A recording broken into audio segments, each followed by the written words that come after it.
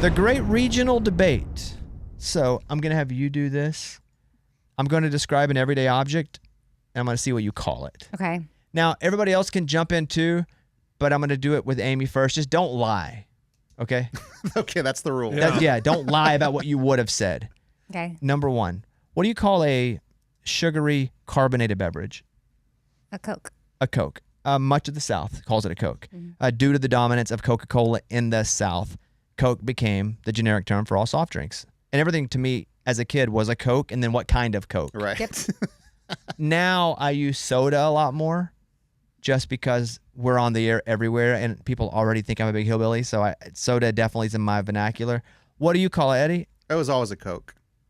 Yeah. And then I had this teacher like in 7th grade who came from Minnesota. He's like my science teacher. He's like, hey, who's drinking a pop? A pop. A pop. What is he saying? Lunchbox? Coke, and then you say what flavor you want.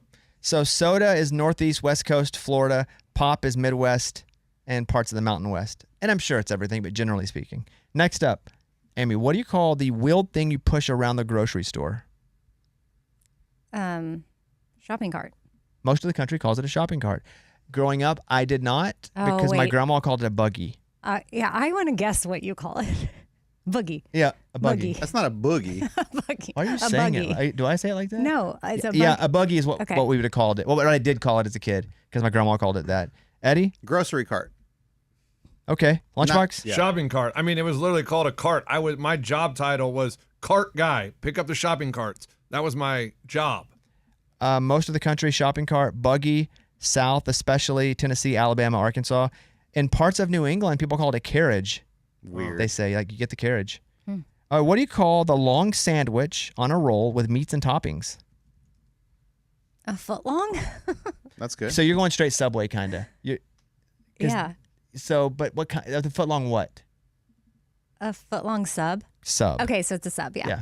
Most of the country calls it a sub. Eddie? Called it a sub.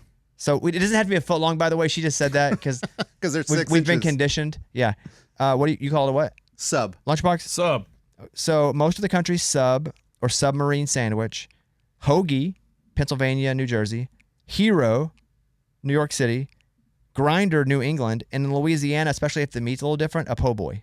Oh, po' boy. Oh, yeah, the po' boy. But hold on. Po' boys are Po' boy's different. got shrimp shrimp. in it. Yeah. I just said if the meat's different. Oh, you did say that. No, but I wasn't even saying hold on about that. Sorry. I was saying hold on about the gyro? Hero. Oh, is not that the same thing as a euro? Okay, all right. Yeah, because at the mall I'd see gyros. Yes, with the But G. then I learned it wasn't. It's called a Got it. gyro. But did you say somebody calls it a what? What was the one before the Grinder. The Grinder. grinder. They might want to change that. That's weird. New England. Hoagie. Okay, here's the roots. Sub came from because the sandwich resembles a submarine. Hoagie is believed to come from workers on Hog Island in Pennsylvania. Oh. So it's a sandwich for Hog Island. And hero comes from the idea that you have to be a hero to finish it because it was so long and big. Amy, what do you call shoes you wear for running or sports?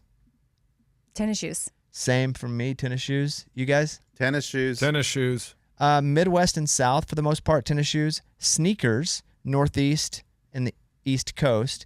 And running shoes is kind of the common nationwide thing. Most people would say running shoes. Sneakers came from their rubber soles allowing you to sneak quietly. That's why you call them sneakers. Sneaking. Tennis shoes because those shoes that were made for tennis were the first ones to get popular. Wow. We would call them tennies too, just tennies. Nah, never. That sounds weird. That might be an Hispanic thing. What do you call the tiny lobster-looking animal that people boil and eat? Crawfish? Tiny. Yeah, crawfish. Yeah. So I'd also call it, we call them crawdads. Really? That sounds right. Crawdads unless, it was crawdads for the most part. Oh, they're the Crawfish. same thing? Yeah. Huh. You? Crawfish. You? Crawfish, I guess. But when you go to the creek, you get crawdads. I didn't realize they were the same thing. Crawfish, Louisiana, much of the South. Crawdads, Midwest and West, and a little of the South. Crayfish in the Northeast. Mudbug is also the nickname for them. I've heard Because that. they are spelled like Cray, right? Like cray. I don't know. Crayfish is the original French-derived term. So do they have mud? But no, it's crawfish. AW? Yeah. Oh. They have what? Mud bug boils? Yeah, if you eat mud bugs. What are mud bugs? Same thing, just a different name. He said it in the Northeast, but that just doesn't No, sound... southern nickname. Oh, sorry. This doesn't sound... Are you listening to the show? What show do you have on your ears over there? She's listening to a whole different She podcast. got Elvis Duran on in her ears as we're doing this? That doesn't sound appetizing. Oh, I got a couple more. What do you call, Amy, a smaller road that runs alongside a highway and provides access to businesses and exits? Hold on. I'm trying to picture on I-35. Come on. What do you call the smaller road that runs alongside a highway and provides access to businesses and exits? It's been a minute since I've...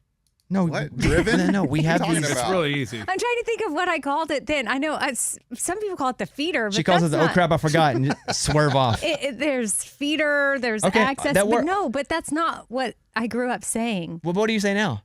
Well, now I'm calling it feeder. Okay, feeder, primarily in Texas, especially around Houston and Dallas. Really? Is mostly called a Really? feeder road. Okay, but Huh. that's not me. Eddie, you? Frontage. What? Common in California, Arizona, and Colorado, and much of the West, it's called a frontage road. Yeah. Lunchbox? 100% called the frontage road. There's Oh. also, most of the road calls it a service road. I call it a service road. Never heard that. Most of the country's that, and then access road also. Okay. Okay, next up, we got a couple more. What do you call the main meal you eat at the end of the day? Dinner? Yeah, most of the country's dinner. Arkansas Keith was a big supper guy. Supper. That's right. Supper. Older in Arkansas called it supper.